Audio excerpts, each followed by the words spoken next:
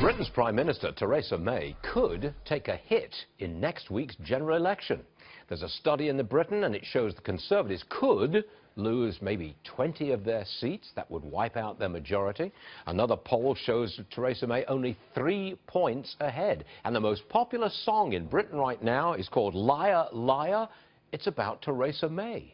Joining us now is Nigel Farage, former UK Independence Party leader. He's laughing, but, you know, I'm not laughing, Nigel. That's my old country. Am I to believe that voters in Britain are going away from Theresa May and towards that socialist, Jeremy Corbyn? Yeah. Well, look, when Theresa May took on my agenda, lock, stock and barrel, talked about Brexit and talked about delivering it, she was over 20 points in the lead. And then she got tied into domestic politics, and what the public saw was somebody who is, shall I say, somewhat cold, somebody who U-turns on domestic policies recently, and she began to look very weak. Look, of course you're right. I personally think the idea of Jeremy Corbyn being backed up by the Scottish National Party and Brexit not happening would be a disaster. But what May has shown is that she actually doesn't connect with ordinary voters very well. Do you call it right now, would you? There's only a week away from the general election. She'll win. She will win? She'll win.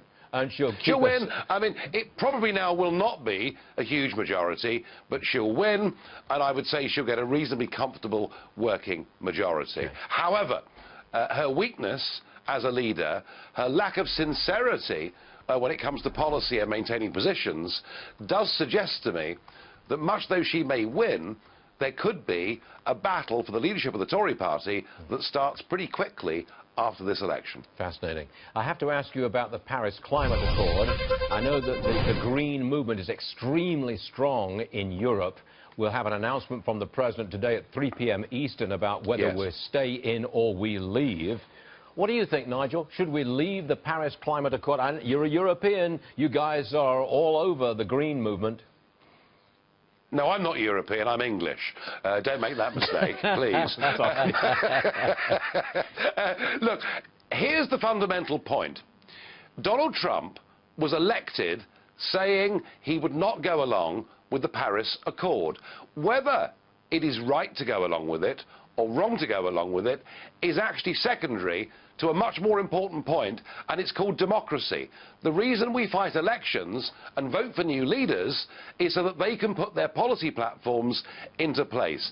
The idea that just because Obama signs America up to Paris, that no subsequent elected president could change their mind on that would mean we may as well cancel having elections completely. And I don't know, but I'd be very surprised if Donald Trump at 3 p.m. this afternoon Eastern Time did not say, I'm sticking to my commitments, we will not be a part of it. We shall see at 3 p.m. Eastern. I got one more for you, Nigel. You are, quote, a person of interest in the FBI's investigation into President Trump and Russia. I know you're laughing. What's your response to this? Oh, well, I am laughing. Look, let's just face up to one simple fact. The liberal elite could not cope with Brexit, were beside themselves with the election of Donald Trump. They can't blame themselves. We've seen that with Hillary, haven't we, overnight, lashing out at everybody. And because they can't accept the revolution that happened in politics in 2016, they have to find a conspiracy theory that fits, and it must be that the Russians have set the whole thing up. So suddenly, I am at the centre of an international spider's web, as if I'm somehow between Putin, Trump and Julian Assange. And can I tell you, the whole thing, if ever I've seen an example of fake news, it's this. It is total, hysterical rubbish. I've never even been to Russia. I've had no business dealings in Russia. I've nothing to do with Russia whatsoever.